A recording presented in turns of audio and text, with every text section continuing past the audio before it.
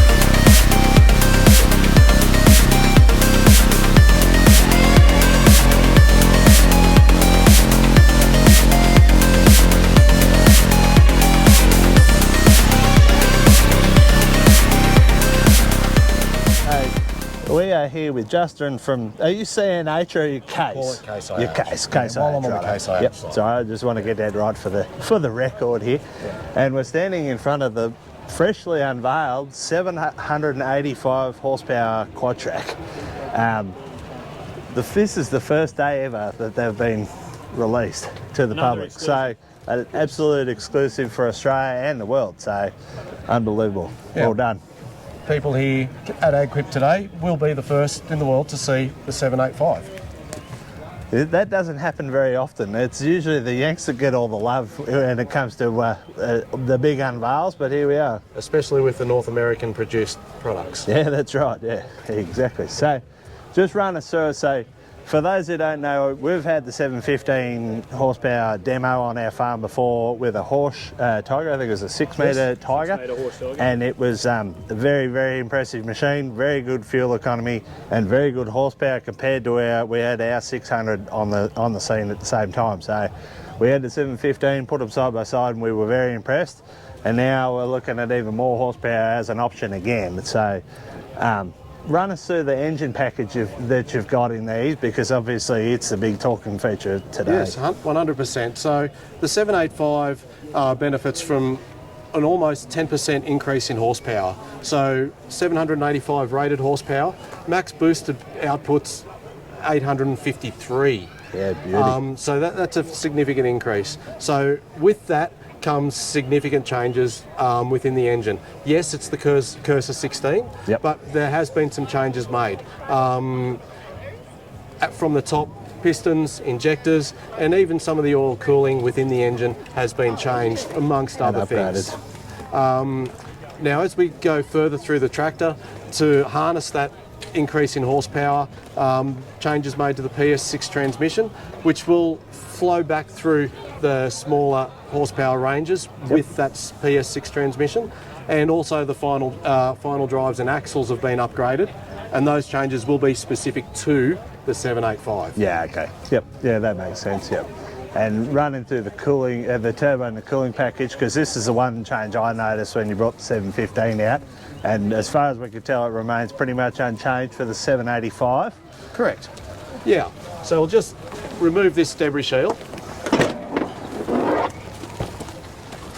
Just so that we can show, this tractor runs two cooling reservoirs. Yep. So we have a cooling package that's dedicated to the air intake.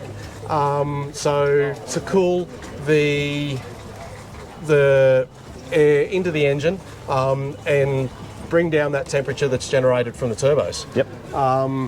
Now, the other thing it does is means that we're not running our intake air all the way to the front to an intercooler. Yep. We're keeping it nice and close within the engine to shorten the air path by means of these water to air intercoolers. Yep.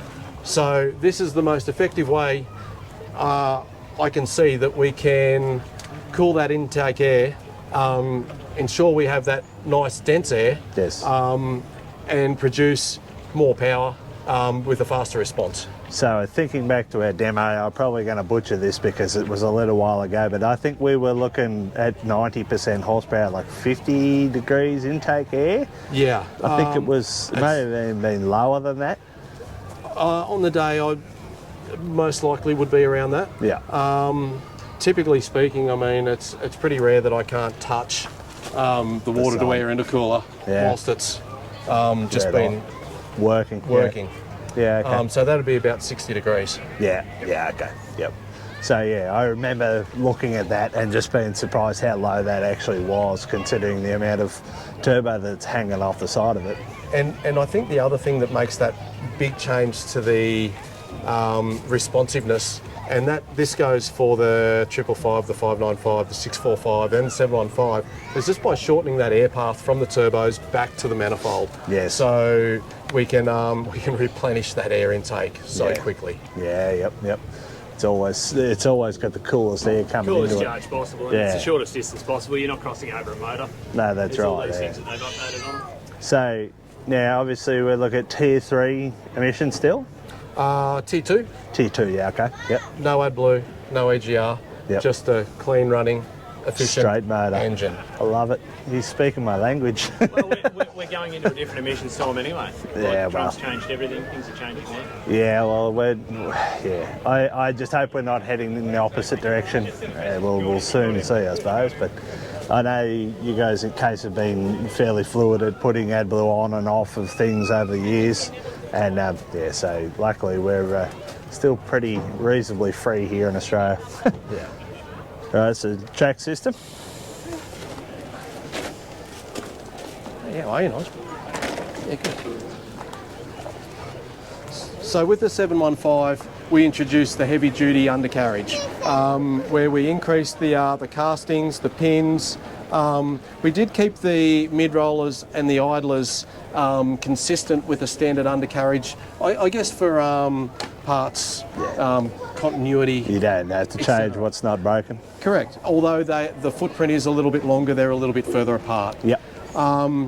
Now, as an option, we introduced earlier in the year the suspended undercarriage. So we now actually also have a heavy-duty suspended undercarriage. Yep. And again, we can install that. That's an option through that Quadtrac range. Yeah, okay. Yep. So this one over here, we're looking, the 645 has the suspended tracks, if you want to go and have a look at that. It's just so people know what we're talking about here. Yeah, and the opportunities I've had to drive these, they do 100% live up to the expectations. They do a great job. From pretty the good front roading roll, as well.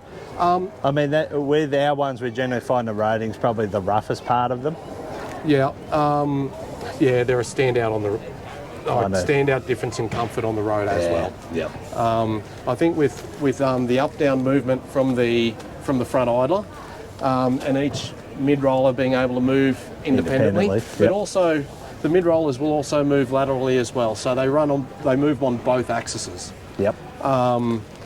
And by having all of your first four axles being able to move, it takes away a lot of the need to pivot. Yeah, the which pivoting takes a lot of that motion's banging gone out. there.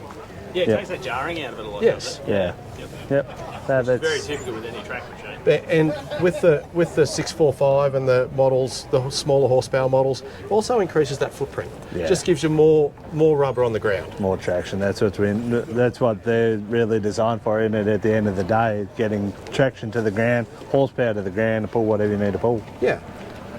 It's been the Quadtrac sort of thing since the start, and it's still carrying on, even with this more horsepower and whatever. Yeah. Yeah. And I guess with adding the new styling to the whole Quadtrac range, it also brings all the benefits through easier serviceability, more access in and around the engine, and allows us to put the high capacity headlights in and work lights. Have they got any more actual grille space and capacity compared to the regular ones or not? I think they do. They're definitely more robust, but I couldn't give you a figure on how. Yeah, what how the much centimetres that difference it is. Yep. No, that's fine. Yeah. But as soon as I raise that hood, you'll see just how much more accessibility we have around the machine. Yeah, so she's a bit different cooling package again on this one. Same concept. Yeah. Just different coolers with that 13-litre engine. Yeah. Okay. Yep. No, interesting. This one runs an electric cooling pump for the secondary cooling system. Yeah. Right. Whereas the 16-litre runs the belt-driven water pump, which is more, I guess, looks more like the water pump for the engine cooling. Yeah, I get what you mean. Yep. Traditional style pump. Yeah, that's what I was looking for. Yep. All right, we'll shoot back with this other one. Yep. And there could have been a heap of kids up here, so we'll soon find out. I don't know how many buttons have been pressed, where the seat's sitting, but there should be a key in it to lift that seat up if you want. Yeah, that's right. So someone's obviously let it down on me. Just put it up there. It's probably because I'm sitting on it. Oh, I noticed it was down. So looking around, it's similar to what we had in the 600 and the 715. It's just continuing on with quite a good and comfortable cab all around. Yeah, so we've kept our nimbleness, our agility through just the compact chassis. Yep. So we've still got that visibility right round. Yes. But now we've added. Till your bonnet's up. When the bonnet's down, you'll be fine. But that's monstrous, isn't it? It is. So this year we included the mobile phone holder with wireless charger. Yep. Which is, I think, probably becoming a must. Yep. For a machine that you spend as much time in the cab as. Yeah, for sure, yeah. I mean, they've had these things for a little while. People have been mounting them off there for a fair while. It's just nice to have it included. And all your carpet, if you want to run the carpet on the floors, tucked away there. Yep. Now we've got two screens here, both 1200s. Yes. Are they just standalone or are they integrated together? How's it sort of work? So can I just run this one for an implement, obviously? I think you typically would run that one for an implement, one for the run this one for the tractor for your hydraulics and whatever. Yes. Yep. And then obviously your corner post has your fuels and your temperatures and all that jazz. Yeah. A lot of what my viewers would have seen in this YouTube is very similar to what we're running here, just a second screen essentially. But they've always been very comfortable. And the lighting in these is like second to none. Oh, yeah. They really are good. Just having a bit of a look down the back here. I have actually seen good light visibility. bars on Could still see the tow bar. Yes. Sorry, what was that? Those weights on the back have been designed so we can still have that visibility. Yep.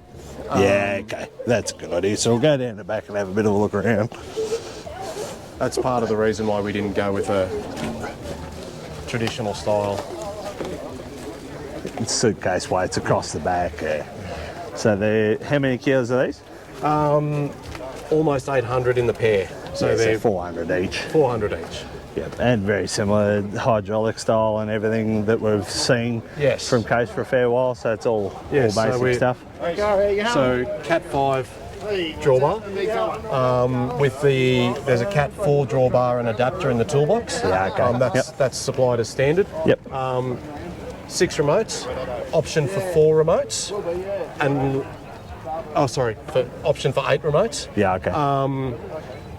With the 3-point linkage, 6 is the max. Yeah, okay. Yep. Smart Torque 2 hydraulic pump, so 428 litre a minute pump with that torque sensor so that it can sense the load coming from the implement and beef up our engine. Ramp it up as it needs it, yeah. Yep, I get that, yeah. Yeah, so very similar to what we've seen, particularly the 715, but it's still a Quadtrac every day of the week, isn't it? It's still got everything you really wanted. Said 1960 litre fuel tank before, and everything you're ever going to really want to need from a Quadtrac. I mean, they really are the pick of all these high horsepower, but put the power to the ground and use it. You know, that's where Quadtracs have been standout for years and years. 100%. It's proven design in the Steiger chassis with the tri-point oscillation. Yep. Just being able to consistently have that drive distributed corner to corner, Yep. Front to back. So we've always got that 25% drive from each Yes. track. Yeah. Yep. And that's important when you are in varying terrain and with multiple implements, regardless of the application. Yep. And yeah, we touched on the transmission and the axles coming from a 600 up to this one. How much, but they're a different style altogether. The axles are a different size. So still the 600 series axles. Yeah, okay. Conceptually. Yep. Just beefed up with the. There is significant changes in there as well. Yeah, there's a fair bit going on. Yeah. Right. And the same with the transmission. Yes. We touched on the transmission before. And like I said before, those changes that we've made to adapt to the 785 horsepower will flow through. Yeah. Okay. To the smaller range. So if people want a smaller one, say 500 or something, what do the CVT range come through? Like, is it through to 550 now? With the CVT in Australia, we have we go out to 525. Yep. So we're not into the wider frame. Yeah, okay. With the CVT yet, but there's still room for movement there. Yeah, okay. So are you only running the CVT and the Steigers with the wheels, or are you running them with Quadtracs as well? With road tracks. Road tracks, with the narrow frame. Right. So, being a road track owner, are you going to CVT out to the top horsepower in the road tracks, like they work Yes. power shift? Yeah, you can buy a 525 CVT road track. Yeah. Beautiful. Yep. That's awesome. That excites me as a road track owner. Yeah. Yep. That's very good. All right, well, that's worked out pretty well. Thank you very much for that. That's I appreciate it. Cheers. Thanks for the look around, and obviously the demo was quite good last time as well. So When do we get the demo of one of these?